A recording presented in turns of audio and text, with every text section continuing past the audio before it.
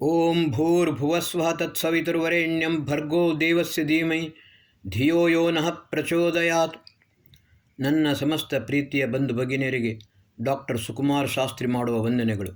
ಬಂಧುಗಳೇ, ಒಬ್ಬ ಕವಿ ಬರೆದಿದ್ದಾನೆ, ಧ್ವಂಸ ಕಿ ಗೋದ್ ಮೇ ಗಾಂವ್ ಬಸ್ತೆ ರಹೆ, ಆಗ್ ಜಲ್ತಿ ರಹಿ ಘನ್ ಬರಸ್ತೆ ರಹೆ, ಜಿಂದಗಿ ಮೇ ಕೈ ಬಾರ್ ಐಸಾ ಹುವಾ, ಆಂಖ್ ರೋತಿ ರಹಿ ಓಂಠ್ ಹಸ್ತೆ ರಹೆ.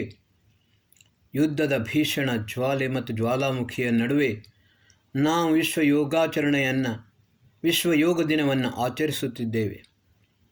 2015ನೇ ಇಸವಿಯಲ್ಲಿ ಸಂಪೂರ್ಣ ವಿಶ್ವದಲ್ಲಿ ವಿಶ್ವ ಬಂಧುತ್ವ ವಸುದೈವ ಕುಟುಂಬಕಂ ಎಂಬ ವಿಶಾಲವಾದ ಭಾವನೆಯಿಂದ ಈ ಯೋಗ ದಿನವನ್ನು ಆಚರಿಸಲು ನಿಶ್ಚಯಿಸಲಾಯಿತು. ಅದೇ ರೀತಿ ನಾವು ಎಲ್ಲರೂ ಕೂಡ 130 ದೇಶಗಳು ಸೇರಿಕೊಂಡು ಯೋಗ ದಿನವನ್ನು ಆಚರಿಸಿದವು. ಬಂಧುಗಳೇ, ಅದರ ಪರಿಣಾಮವಾಗಿಯೇ ಕೊರೋನಾದಂಥ ಮಹಾಮಾರಿ ಬಂದಾಗಲೂ ಕೂಡ ಭಾರತ 150 ದೇಶಗಳಿಗೆ ವ್ಯಾಕ್ಸಿನನ್ನು ಸಪ್ಲೈ ಮಾಡಿಕೊಂಡು ಸರ್ವೇ ಸಂತು ನಿರಾಮಯ ಎಂದು ಹೇಳಿತು. ಇವತ್ತಿನ ದಿವಸ ವಿಶ್ವ ಯೋಗ ದಿನ 10 ವರ್ಷಗಳಾದವು. ಬಂಧುಗಳೇ, ಯುಜುರ್ ಯೋಗೆ, ಯುಜು ಧಾತುವಿನಿಂದ ಯೋಗ ಶಬ್ದ ನಿಷ್ಪನ್ನವಾಗುತ್ತದೆ. ಪರಸ್ಪರ ಪ್ರೀತಿ ಪ್ರೇಮ ಸೌಹಾರ್ದದಿಂದ ಸಹಬಾಳ್ವೆಯನ್ನು ಮಾಡುವುದೇ ನಿಜವಾದ ಯೋಗ. ಯೋಗ ಶಬ್ದವನ್ನು 3 ದೃಷ್ಟಿಕೋನದಿಂದ ನಾವು ವ್ಯಾಖ್ಯಾನಿಸಬಹುದು. ಮೊದಲನೇದಾಗಿ ಸಮತ್ವಂ ಯೋಗ ಉಚ್ಯತೆ. ಮಾನಾಪಮಾನ ಮತ್ತು ಸುಖ ದುಃಖಗಳಲ್ಲಿ ಸಮಾನ ರೂಪದಲ್ಲಿ ಇದ್ದುಕೊಂಡು ಜೀವಿಸುವುದೇ ಯೋಗ. ನಿಂದಂತು ನೀತಿ ನಿಪುಣ ಯದಿ ವಾಸ್ತುವಂತು ಲಕ್ಷ್ಮೀ ಸಮಾವಿಶತು ಗಚ್ಚತು ವಾ ಯಥೇಷ್ಟಂ ಅದ್ಯೇವ ವಾ ಮರಣಮಸ್ತು ಯುಗಾಂತರೇ ವಾ ನ್ಯಾಯಪಥಾತ್ ಪ್ರವಿಚಲಂತಿ ಪದಂ ನ ಧೀರಾಃ. ಯಾರು ಬೇಕಾದರೂ ನಿಂದಿಸಲಿ, ಯಾರು ಬೇಕಾದರೂ ಅದನ್ನು ಸ್ತುತಿಸಲಿ, ಗೌರವಿಸಲಿ. ಲಕ್ಷ್ಮೀ ಸಮಾವಿಶತು ಗಚ್ಚತು ವಾ ಯಥೇಷ್ಟಂ. ಸಂಪತ್ತು ಎಷ್ಟು ಬೇಕಾದರೂ ಬರಲಿ, ಆದರೆ ಇದ್ದ ಸಂಪತ್ತು ಕೂಡ ದೂರವಾಗಲಿ. ಅದ್ಯೇವ ವಾ ಮರಣಮಸ್ತು ಯುಗಾಂತರೇ ವಾ. ಮೃತ್ಯು ಇವತ್ತೇ ಬರಲಿ ಅಥವಾ ಕಾಲಾಂತರ ನಂತರ ಬರಲಿ, ಆದರೆ ನ್ಯಾಯ ಮಾರ್ಗದಿಂದ ಸತ್ಯ ಮಾರ್ಗದಿಂದ ಧೀರ ಪುರುಷರು ಎಂದಿಗೂ ವಿಚಲಿತರಾಗುವುದಿಲ್ಲ. ಅವು ಸದಾಕಾಲ ವಿಶ್ವ ಕಲ್ಯಾಣಕ್ಕೋಸ್ಕರ ಮುಂದುವರಿಯುತ್ತಲೇ ಇರುತ್ತಾರೆ. ಇದೇ ಯೋಗ. ಯೋಗದ ಎರಡನೆಯ ಭಾವ, ಎರಡನೆಯ ದೃಷ್ಟಿಕೋನ, ಯೋಗ ಕರ್ಮಸು ಕೌಶಲಂ. ಕರ್ಮದಲ್ಲಿ ಕುಶಲತೆ, ನೈಪುಣ್ಯತೆ.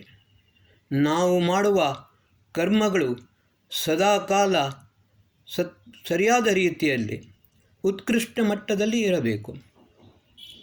ಆ ಕರ್ಮಗಳನ್ನು ನಾವು ಸರಿಯಾದ ಜ್ಞಾನವನ್ನು ಪಡೆದುಕೊಂಡು ಆಮೇಲೆ ನಮಗೋಸ್ಕರ ಮಾತ್ರವಲ್ಲ, ದೇಶದ ಕಲ್ಯಾಣಕ್ಕೋಸ್ಕರ ಸತ್ಕರ್ಮಗಳನ್ನು ಮಾಡುವಂಥದ್ದು. ದೇಶದ ಅಭಿವೃದ್ಧಿಗೋಸ್ಕರ ಮಾಡುವ ಸತ್ಕರ್ಮಗಳು. ಜ್ಞಾನ ವಿಜ್ಞಾನದಿಂದ ನಾವು ದೇಶವನ್ನು ಮುಂದುವರಿಸುವಂಥದ್ದು. ಇದೆಲ್ಲವೂ ಒಂದು ಯೋಗ. ಬಂಧುಗಳೇ, ನಾವು ಯಾವುದೇ ರೀತಿಯಲ್ಲಿ ಯಾವುದೇ ಕ್ಷೇತ್ರದಲ್ಲಿ ಸೋಲನ್ನಪ್ಪಬಾರದು. ಸದಾಕಾಲ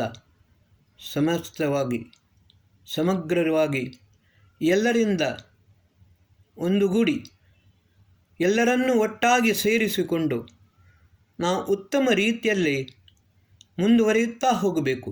ಆರ್ಯ ಜ್ಯೋತಿರಗ್ರಾಹ. ಇದನ್ನೇ ಬಂಧುಗಳೇ ಯುಂಜತೆ ಮನ ಉತ ಯುಂಜತೆ ಧಿಯೋ ವಿಪ್ರಾಹ. ವಿದ್ವಾಂಸರು ಮನಸ್ಸನ್ನು ಬುದ್ಧಿಯೊಂದಿಗೆ ಸಂಯುಕ್ತವನ್ನಾಗಿ ಮಾಡಿಕೊಂಡು ಸಂಪೂರ್ಣ ಜ್ಞಾನವನ್ನು ಪಡೆದುಕೊಂಡು ಉತ್ಕೃಷ್ಟವಾದ ರೀತಿಯಲ್ಲಿ ಸತ್ಕರ್ಮಗಳನ್ನು ಮಾಡುತ್ತಾರೆ. ತಾವು ಮಾಡುವ ಕರ್ಮಗಳು ಯಾವುದೇ ರೀತಿಯಲ್ಲಿ ಬೇರೆಯವರಿಗೆ ತೊಂದರೆಯಾಗದಂತೆ ಮತ್ತು ನಮ್ಮೆಲ್ಲರ ಕಲ್ಯಾಣವಾಗುವಂತೆ ಆ ಕರ್ಮಗಳನ್ನು ನಾವು ಮಾಡಬೇಕು. ಆವಾಗಲೇ ಅದು ಕರ್ಮ ಉತ್ಕೃಷ್ಟವಾಗುತ್ತದೆ. ಅದೇ ಕರ್ಮದಲ್ಲಿ ಕುಶಲತೆ. ನಾವು ಇವತ್ತಿನ ದಿವಸ ನೋಡಿ, ಶಸ್ತ್ರಾಸ್ತ್ರಗಳು ಪ್ರಾಪ್ತವಾಗುತ್ತವೆ. ಅಮೇರಿಕ ಅಫ್ಘಾನಿಸ್ತಾನವನ್ನು ಬಿಟ್ಟು ಹೋಯಿತು. ಆದರೆ ಅಫ್ಘಾನಿಸ್ತಾನದವರಿಗೆ ಅಲ್ಲಿ ಸಿಕ್ಕಿದ ಯಾವ ಶಸ್ತ್ರಾಸ್ತ್ರಗಳಿವೆ ಒಂದು ಆಟಿಕೆಯ ಸಾಮಾನಿನಂತೆ ಇದ್ದವು. ಏಕೆಂದರೆ ಅವರಿಗೆ ಅದನ್ನು ಉಪಯೋಗಿಸುವ ವಿಧಾನವೇ ಗೊತ್ತಿರಲಿಲ್ಲ. ಹಾಗಾಗಬಾರದು. ನಾಲಂದಾ ವಿಶ್ವವಿದ್ಯಾಲಯದಲ್ಲಿ ಒಬ್ಬ ವೈದ್ಯಕೀಯ ವಿದ್ಯಾರ್ಥಿಯನ್ನು ಕೊನೆಯ ಪರೀಕ್ಷೆ ತೆಗೆದುಕೊಳ್ಳುವಾಗ ಅವನ ಹತ್ರ ಹೇಳಿದ್ದು ಒಂದೇ: ಈ ಸಮಗ್ರ ವಿಶ್ವವಿದ್ಯಾಲಯದ ಪ್ರಾಂಗಣದಲ್ಲಿ ಬೆಳೆದ ಎಷ್ಟೆಲ್ಲ ವಸ್ತುಗಳಿವೆ, ಅವೆಲ್ಲವೂ ಕೂಡ ಎಷ್ಟು ಸಾರ್ಥಕ, ಎಷ್ಟು ನಿರರ್ಥಕ. ಸಾರ್ಥಕವಾದರೆ ಯಾಕೆ ಸಾರ್ಥಕ, ನಿರರ್ಥಕವಾದರೆ ಏಕೆ ನಿರರ್ಥಕ ಎಂಬುದನ್ನು ನೀನು ಪಟ್ಟಿ ಮಾಡಿ ತೋರಿಸಬೇಕು ಎಂದು ವಿಶ್ವವಿದ್ಯಾಲಯದ ಕುಲಾಧಿಪತಿಗಳು ಅವನಿಗೆ ಆದೇಶಿಸಿದರು. ಬಂಧುಗಳೇ, 6 ತಿಂಗಳುಗಳಷ್ಟು ಕಾಲ ಅವನು ಸರಿಯಾದ ರೀತಿಯಲ್ಲಿ ಅಧ್ಯಯನವನ್ನು ಮಾಡಿ ಭಗವಂತನ ಸೃಷ್ಟಿಯಲ್ಲಿ ಸೃಷ್ಟಿಯಾದ ಯಾವ ವಸ್ತುವೂ ಕೂಡ ನಿರರ್ಥಕವಲ್ಲ. ಅಷ್ಟು ಮಾತ್ರವಲ್ಲ, ಯಾವ ವಸ್ತುವಿನಿಂದ ಯಾವ ಪ್ರಯೋಜನವಿದೆ ಎಂಬುದನ್ನು ಕೂಡ ಅವನು ಬರೆದು ಪಟ್ಟಿಯನ್ನು ಯೂನಿವರ್ಸಿಟಿಗೆ, ವಿಶ್ವವಿದ್ಯಾಲಯಕ್ಕೆ ಕೊಟ್ಟ. ಅದೇ ಯೋಗ. ಕರ್ಮಯೋಗ ಕರ್ಮಸು ಕೌಶಲಂ. ಈ ಕುಶಲತೆ ನಮಗೆ ಬರಬೇಕು. ಬಂಧುಗಳೇ, ಆಚಾರ್ಯ ಚಾಣಕ್ಯರು ಹೇಳಿದ್ದಾರೆ, ವಿಷಾದಪಿ ಅಮೃತಂ ಗ್ರಾಹ್ಯಂ. ನೀನು ಮನುಷ್ಯ, ವಿಷದಿಂದಲೂ ಅಮೃತವನ್ನು ಗ್ರಹಣ ಮಾಡುವ ಸಾಮರ್ಥ್ಯವನ್ನು ನೀನು ಪ್ರಾಪ್ತ ಮಾಡಿಕೊಳ್ಳಬೇಕು ಮತ್ತು ಅದನ್ನು ಮಾನವರ ಕಲ್ಯಾಣಕ್ಕೋಸ್ಕರ ವಿನಿಯೋಗಿಸಬೇಕು. ಯಾವುದೇ ಜ್ಞಾನವನ್ನಾಗಲಿ ನೀನು ನಿನ್ನ ಹತ್ತಿರ ಇಟ್ಟುಕೊಳ್ಳದೆ ವಿಶ್ವದ ಕಲ್ಯಾಣಕ್ಕೋಸ್ಕರ ವಿನಿಯೋಗಿಸಬೇಕು. ಅದೇ ನಿಜವಾದ ಯೋಗ. ವಿದ್ಯಾಂಚ ಅವಿದ್ಯಾಂಚ ಯಸ್ತದ್ವೇದ ಉಭಯಂ ಸಹ ಅವಿದ್ಯೆಯ ಮೃತ್ಯುಂ ತೀರ್ತ್ವಾ ವಿದ್ಯೆಯಾಮೃತಮಶ್ನುತೆ. ಯಜುರ್ವೇದ ಇದನ್ನೇ ಹೇಳುತ್ತದೆ. ಮಾನವ ಸಂಪೂರ್ಣ ಸಮಗ್ರ ಸತ್ಯಜ್ಞಾನವನ್ನು ಪ್ರಾಪ್ತ ಮಾಡಿಕೊಳ್ಳಬೇಕು. ಅದರೊಂದಿಗೆ ಕರ್ಮದ ಸ್ವರೂಪವನ್ನು ಸರಿಯಾಗಿ ತಿಳಿದುಕೊಳ್ಳಬೇಕು. ಆಮೇಲೆ ಜ್ಞಾನಪೂರ್ವಕ ಕರ್ಮಗಳನ್ನು ಮಾಡುತ್ತಾ ಪ್ರತಿಯೊಂದು ಕರ್ಮವು ಸಾರ್ಥಕವಾಗಿಕೊಂಡು ಎಲ್ಲರ ಕಲ್ಯಾಣವಾಗುವಂತೆ ಮಾಡಬೇಕು. ಆವಾಗ ಮನುಷ್ಯನು ತನ್ನ ಕರ್ಮದ ಬಲದಿಂದ ಮೃತ್ಯುವನ್ನು ಜಯಿಸುತ್ತಾನೆ ಮತ್ತು ಜ್ಞಾನವನ್ನ ಬಲದಿಂದ ಅಮರತ್ವವನ್ನು ಹೊಂದುತ್ತಾನೆ. ಬಂಧುಗಳೇ, ಇದೇ ಯೋಗ. ಯೋಗ ಕರ್ಮಸು ಕೌಶಲಂ. 3ನೇದು ಯೋಗ ಚಿತ್ತವೃತ್ತಿ ನಿರೋಧ. ಅತೀತ, ವರ್ತಮಾನ, ಅನಾಗತ. ಅತೀತ ಎಂದರೆ ಮೊದಲು ನಾವು ಕರ್ಮಗಳನ್ನು ಮಾಡಿರುತ್ತೇವೆ, ಅದರ ಫಲವನ್ನು ಅನುಭವಿಸಿಯಾಗಿದೆ. ಆದರೆ ಅದರ ಸಂಸ್ಕಾರಗಳು ಬೀಜ ರೂಪದಲ್ಲಿ ನಮ್ಮ ಚಿತ್ತದಲ್ಲಿ ಇರುತ್ತದೆ. ಅದೇ ರೀತಿ ಕರ್ಮಗಳನ್ನು ಮಾಡಿಯೂ ಆಗಿದೆ, ಆದರೆ ಅದರ ಫಲವನ್ನು ಈಗ ಅನುಭವಿಸುತ್ತಾ ಇದ್ದೇವೆ. ಅದು ಕೂಡ ಬೀಜ ರೂಪದಲ್ಲಿ ನಮ್ಮ ಚಿತ್ತದಲ್ಲಿ ಇರುತ್ತದೆ. ಅನಾಗತ ಎಂದರೆ ಕರ್ಮಗಳನ್ನು ಮಾಡಿದ್ದೇವೆ, ಆದರೆ ಅದರ ಫಲವನ್ನು ನಾವು ಇನ್ನು ಮುಂದೆ ಅನುಭವಿಸಬೇಕು. ಅದು ಕೂಡ ಬೀಜ ರೂಪದಲ್ಲಿ ನಮ್ಮ ಚಿತ್ತದಲ್ಲಿ ಇರುತ್ತದೆ. ಬಂಧುಗಳೇ, ಮನುಷ್ಯನ ಕರ್ತವ್ಯ ಏನು ಅಂತ ಹೇಳಿದರೆ, ತನ್ನ ಯೋಗ ಬಲದಿಂದ ತನ್ನ ಚಿತ್ತದಲ್ಲಿ ಇರುವ ಈ ಬೀಜ ರೂಪದಲ್ಲಿರುವ ಯಾವ ದುಷ್ಟ ಸಂಸ್ಕಾರಗಳಿವೆ ಅದನ್ನು ಸಂಪೂರ್ಣವಾಗಿ ನಷ್ಟ ಮಾಡಬೇಕು. ಮತ್ತು ಸತ್ಯ ಜ್ಞಾನ ಸತ್ಸಂಸ್ಕಾರವನ್ನು ಅಭಿವೃದ್ಧಿಪಡಿಸಬೇಕು. ತಾನು ಶ್ರೇಷ್ಠನಾಗಬೇಕು. ಸ್ವಾಧ್ಯಾಯಾತ್ ಯೋಗಮಾಸೀತ ಯೋಗಾತ್ ಸ್ವಾಧ್ಯಾಯ ಮಾಮನೇತ್ ಸ್ವಾಧ್ಯಾಯ ಯೋಗ ಸಂಪತ್ಯ ಪರಮಾತ್ಮ ಪ್ರಕಾಶತೆ. ಸ್ವಾಧ್ಯಾಯ ಅಂತ ಹೇಳಿದರೆ ಶ್ರೇಷ್ಠವಾದ ಗ್ರಂಥಗಳು, ವೇದ, ಶಾಸ್ತ್ರ, ಉಪನಿಷತ್ತು, ಭಗವದ್ಗೀತೆ, ರಾಮಾಯಣ, ಮಹಾಭಾರತ, ಆಮೇಲೆ ಸೂತ್ರ ಗ್ರಂಥಗಳು, ಆರಣ್ಯಕ ಸೂತ್ರ, ಆರಣ್ಯಕಗಳು, ಧರ್ಮಸೂತ್ರಗಳು, ಶ್ರೌತ ಸೂತ್ರಗಳು, ಶುಲ್ಬ ಸೂತ್ರಗಳು, ಈ ರೀತಿ ಸಮಗ್ರ ವೈದಿಕ ಸಾಹಿತ್ಯ, ಇವುಗಳ ಸಂಪೂರ್ಣ ಜ್ಞಾನವನ್ನು ಪ್ರಾಪ್ತ ಮಾಡಿಕೊಳ್ಳಬೇಕು. ನಮಗೆ ಅರ್ಥವಾಗದೇ ಇದ್ದರೆ ಯೋಗ್ಯವಾದ ವಿದ್ವಾಂಸರ ಗುರುಗಳ ಚರಣದಲ್ಲಿ ಕುಳಿತುಕೊಂಡು ಸತ್ಯಸಂಧರಾದ ಶ್ರೇಷ್ಠ ವಿದ್ವಾಂಸರ ಸಾನ್ನಿಧ್ಯದಲ್ಲಿದ್ದುಕೊಂಡು ಆ ಜ್ಞಾನವನ್ನು ಪಡೆದುಕೊಳ್ಳಬೇಕು. ಪಡೆದುಕೊಂಡು ಅದರ ನಂತರ ಸ್ವ ಅಧ್ಯಯನ, ಆತ್ಮನಿರೀಕ್ಷಣೆ. ನಾನು ಎಲ್ಲಿ ತಪ್ಪು ಮಾಡಿದ್ದೇನೆ, ಯಾವ ಸಮಯದಲ್ಲಿ ಯಾವ ತಪ್ಪುಗಳನ್ನು ಮಾಡಿದ್ದೇನೆ, ಅವೆಲ್ಲವನ್ನು ತಿದ್ದಿಕೊಂಡು ಇನ್ನು ಮುಂದೆ ಆ ತಪ್ಪುಗಳನ್ನು ಮಾಡದೆ ಅದನ್ನು ಪರಿಷ್ಕರಿಸಬೇಕು, ಮುಂದುವರಿಯಬೇಕು. ಬಂಧುಗಳೇ, ಆತ್ಮನಿರೀಕ್ಷಣೆಯೇ ಸ್ವ ಅಧ್ಯಯನ. ಈ ರೀತಿ ಈ ಸ್ವಾಧ್ಯಾಯಾತ್ ಯೋಗಮಾಸೀತ, ಮನುಷ್ಯನು ತನ್ನನ್ನು ತಾನು ಅರಿತುಕೊಳ್ಳಬೇಕಾದರೆ ಅವನಿಗೆ ಯೋಗವನ್ನು ಮಾಡಲೇಬೇಕು. ತನ್ನ ಯೋಗ ಬಲದಿಂದ ಆತ್ಮನಲ್ಲಿರುವ ಯಾವ ಶಕ್ತಿ ಇದೆ, ಮನಸ್ಸಿನಲ್ಲಿರುವ ಯಾವ ಶಕ್ತಿ ಇದೆ, ಬುದ್ಧಿಯಲ್ಲಿರುವ ಯಾವ ಶಕ್ತಿ ಇದೆ, ಅವೆಲ್ಲವನ್ನು ಸರಿಯಾದ ರೀತಿಯಲ್ಲಿ ಅರ್ಥ ಮಾಡಿಕೊಳ್ಳಬೇಕು. ಮನುಷ್ಯನು ಶಾರೀರಿಕ, ಮಾನಸಿಕ, ಆತ್ಮಿಕ, ಬೌದ್ಧಿಕ ಎಲ್ಲ ಸಂಪೂರ್ಣ ಬಲವನ್ನು ಪ್ರಾಪ್ತ ಮಾಡಿಕೊಂಡು ಯೋಗ ಬಲದಿಂದ ಅವನು ಕೊನೆಗೆ ಪರಮಾತ್ಮ ಪ್ರಕಾಶತೆ. ವೇದದಲ್ಲಿ ಹೇಳುತ್ತದೆ, ಸನಃ ಪಿತೇವ ಸೂನವೇಗ್ನೇ ಸುಪಾಯುನೋ ಭವತ ಚ ಸ್ವಾನಃ ಸ್ವಸ್ಥೈ. ಪರಂಪಿತ ಪರಮಾತ್ಮ ಯಾವ ರೀತಿ ಮಗು ತಂದೆಯ ಹತ್ತಿರ ಸುಲಭವಾಗಿ ಹೋಗುತ್ತದೆಯೋ ಅದೇ ರೀತಿ ನಾನು ನಿನ್ನ ಸಾನ್ನಿಧ್ಯವನ್ನು ಹೊಂದುವಂತಾಗಲಿ. ಈ ಭಾವನೆಯಿಂದಲೇ ತನ್ನನ್ನು ತಾನು ಸಂಪೂರ್ಣವಾಗಿ ರೂಪಿಸಿಕೊಂಡು ಉತ್ಕೃಷ್ಟವಾದ ಮಾನವನಾಗಿ ಜೀವನವನ್ನು ಯಾಪನೆ ಮಾಡಬೇಕು, ತನ್ನ ಜೀವನವನ್ನು ನಡೆಸಬೇಕು. ಯಥೋಭ್ಯುದಯ ನಿಶ್ರೇಯಸ ಸಿದ್ಧಿಧ ಧರ್ಮ. ಅಭ್ಯುದಯ ಎಂದರೆ ಸರ್ವತೋಮುಖ ಅಭಿವೃದ್ಧಿ. ಮಾನವನು ಕೇವಲ ತನ್ನ ಮಾತ್ರವಲ್ಲ, ತನ್ನ ಸಮಾಜ ಮತ್ತು ರಾಷ್ಟ್ರದ ಸಮಗ್ರ ಅಭಿವೃದ್ಧಿಯನ್ನು ಮಾಡಿಕೊಳ್ಳಬೇಕು.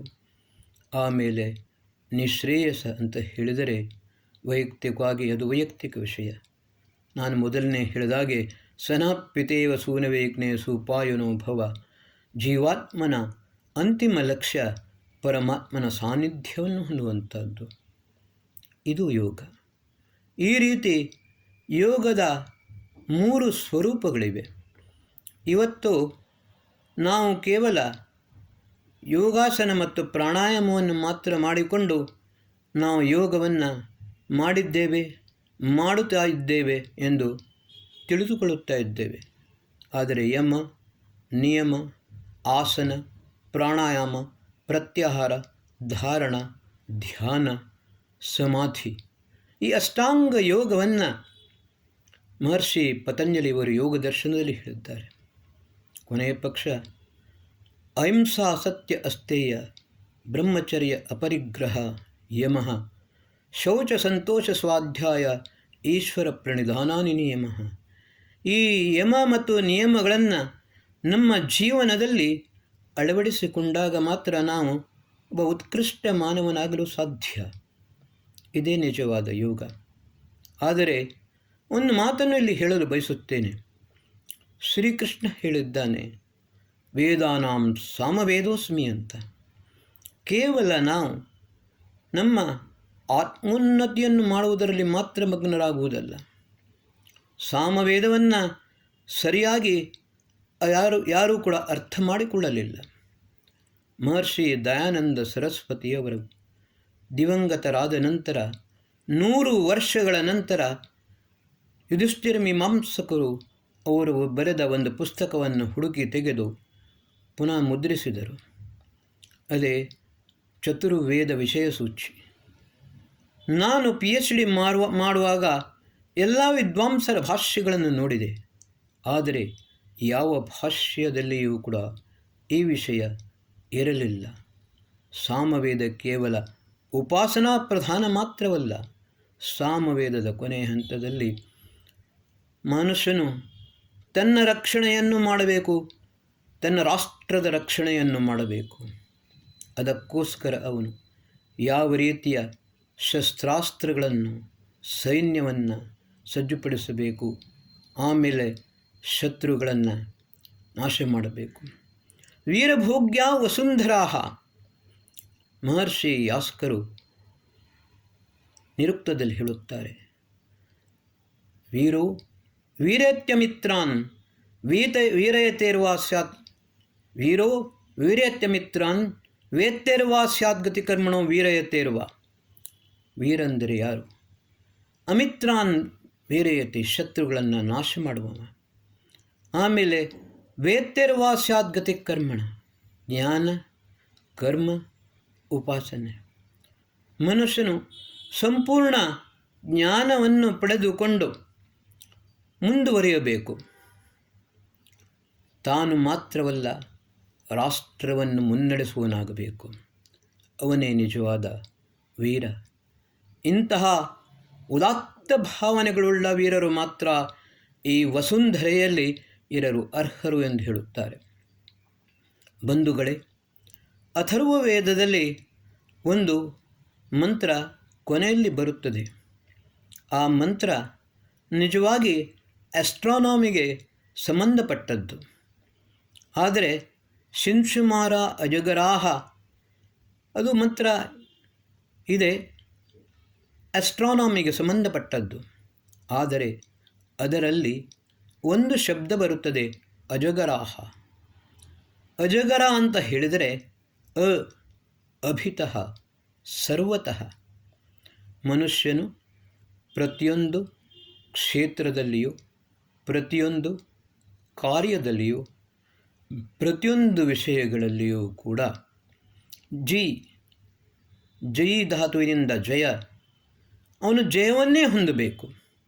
ಎಂದಿಗೂ ಕೂಡ ಯಾವ ರೀತಿಯಲ್ಲಿಯೂ ಸೋಲನ್ನು ಪ್ರಾಪ್ತ ಮಾಡಿಕೊಳ್ಳಬಾರದು, ಸೋಲಬಾರದು. ಸೋತರೆ ಹತಾಶನಾಗದೆ ಪುನಃ ಅದನ್ನು ಸರಿಪಡಿಸಿಕೊಳ್ಳಬೇಕು. ತಾನು ಮಾಡಿದ ತಪ್ಪನ್ನು ತಿದ್ದಿಕೊಂಡು ಪುನಃ ಮುಂದುವರಿಯಬೇಕು. ಅದೇ ಎಂದರೆ ಗಮ್ ಧಾತು, ಜ್ಞಾನಂ ಗಮನಂ ಪ್ರಾಪ್ತಿಶ್ಚೇತಿ. ಸಂಪೂರ್ಣವಾದ ಜ್ಞಾನವನ್ನು ಪ್ರಾಪ್ತ ಮಾಡಬೇಕು. ಆರ್ಯ ಜ್ಯೋತಿರಗ್ರಾಹ, ಆ ಜ್ಯೋತಿ ಜ್ಞಾನ ಜ್ಯೋತಿಯನ್ನು ಇಟ್ಟುಕೊಂಡು ಮುಂದುವರಿಯುತ್ತಾ ಇರಬೇಕು. ಆಮೇಲೆ ವಿಶ್ವದ ಮೇಲೆ ಜಯವನ್ನು, ಯಾವ ರೀತಿ ಜಯ? ಈ ಅಲೆಕ್ಸಾಂಡರ್ಗಳು ಅಥವಾ ಮುಸಲ್ಮಾನರು, ಕ್ರಿಶ್ಚಿಯನರು ಆಕ್ರಮಣ ಮಾಡಿಕೊಂಡು ಜಯಿಸಿದಂತೆಲ್ಲ. ಮನುಷ್ಯರ ಎಲ್ಲ ಹೃದಯವಂತಿಕೆಯಿಂದ ಜಯಿಸಬೇಕು. ಎಲ್ಲರನ್ನು ತಮ್ಮವರನ್ನಾಗಿ ಮಾಡಿಕೊಳ್ಳಬೇಕು. ಆದರೆ ದುಷ್ಟರು ಕ್ಷಮಾರ್ಹರಲ್ಲ. ಭೀಮಸೇನನೂ ವಿಜಯನಾಗಬೇಕು, ದುಶ್ಯಾಸನನು ವಿಜಯನಾಗಬೇಕು. ಇದು ಸರ್ವತಾ ಸಾಧ್ಯವಿಲ್ಲ. ಶಿವಾಜಿಯೂ ಜಯಿಸಬೇಕು, ಅಫ್ಜಲ್ ಖಾನನೂ ಜಯಿಸಬೇಕು. ಇದಂತೂ ಖಂಡಿತ ಸಾಧ್ಯವಿಲ್ಲ. ಈ ರೀತಿ ಇಂದ್ರಂ ವರ್ಧಂತೋ ಅಪ್ತುರಃ ಅಪಘ್ನಂತೋ ಅರಾವಣಃ ಕೃಣ್ವಂತೋ ವಿಶ್ವಮಾರ್ಯಂ. ಇಂದ್ರ ಅಂತ ಹೇಳಿದರೆ ಆತ್ಮ. ಇಂದ್ರಂ ವರ್ಧಂತೋ ಅಪ್ತುರಃ. ಶ್ರೇಷ್ಠ ಕರ್ಮಗಳಿಂದ, ಶ್ರೇಷ್ಠ ಜ್ಞಾನದಿಂದ, ಉಪಾಸನೆಯಿಂದ ಆತ್ಮೋನ್ನತಿಯನ್ನು ಮಾಡಿಕೊಳ್ಳಬೇಕು. ಅಪಘ್ನಂತ ರಾವಣಃ, ದುಷ್ಟರನ್ನು, ದುರಿತವನ್ನು ಸಂಪೂರ್ಣವಾಗಿ ನಾಶ ಮಾಡಿಕೊಂಡು ಆಮೇಲೆ ಕೃಣ್ವಂತೋ ವಿಶ್ವಮಾರ್ಯಂ, ಈ ಸಂಪೂರ್ಣ ವಿಶ್ವವನ್ನು ಶ್ರೇಷ್ಠವನ್ನಾಗಿ ಮಾಡಬೇಕು. ನಮ್ಮ ಉದ್ದೇಶ ಇದೆ, ವಿಶ್ವವು ಶ್ರೇಷ್ಠವಾಗಬೇಕು, ಸುಂದರವಾಗಬೇಕು. ಆದರೆ ವರ್ತಮಾನ ಕಾಲದಲ್ಲಿ ಆಸುರಿ ಪ್ರವೃತ್ತಿ ಮತ್ತು ಆಸುರಿ ಶಕ್ತಿಗಳು ಪ್ರಬಲವಾಗುತ್ತಿವೆ. ಇದನ್ನು ನಾವು ಮೊದಲು ಗಮನದಲ್ಲಿಡಬೇಕು. ಹಿಂದೂ ರಾಷ್ಟ್ರದ ಸ್ಥಾಪನೆ, ಸತ್ಯ ಸನಾತನ ವೈದಿಕ ಧರ್ಮದ ಸ್ಥಾಪನೆ ಮಾಡುವಂಥದ್ದು ನಮ್ಮ ಏಕೈಕ ಉದ್ದೇಶವಾಗಿರಬೇಕು. ಈ ಉದ್ದೇಶದಿಂದ ನಾವು ಎಂದಿಗೂ ಕೂಡ ಹಿಂಜರಿಯಬಾರದು, ಮುನ್ನುಗ್ಗುತ್ತಲೇ ಇರಬೇಕು. ಮತ್ತು ಈ ವಿಶ್ವದಲ್ಲಿ ಹಿಂದೂ ರಾಷ್ಟ್ರದ ಸ್ಥಾಪನೆಯನ್ನು, ವೈದಿಕ ಸಂಸ್ಕೃತಿಯ ಸ್ಥಾಪನೆಯನ್ನು, ಹಿಂದೂ ಧರ್ಮದ ಸ್ಥಾಪನೆಯನ್ನು ನಾವು ಮಾಡಬೇಕು. ಅದೇ ನಮ್ಮ ಚರಮ ಲಕ್ಷ್ಯವಾಗಿರಬೇಕು. ಈ ವಿಶ್ವಯೋಗದ ದಿನ ನಿಮ್ಮೊಂದಿಗೆ ನಾನು ಹೇಳುವ ಇದು ಒಂದೇ ವಿಷಯ, ಹಿಂದೂ ರಾಷ್ಟ್ರವು ವಿಜಯತೆ. ಭಾರತ್ ಮಾತಾ ಕಿ ಜೈ.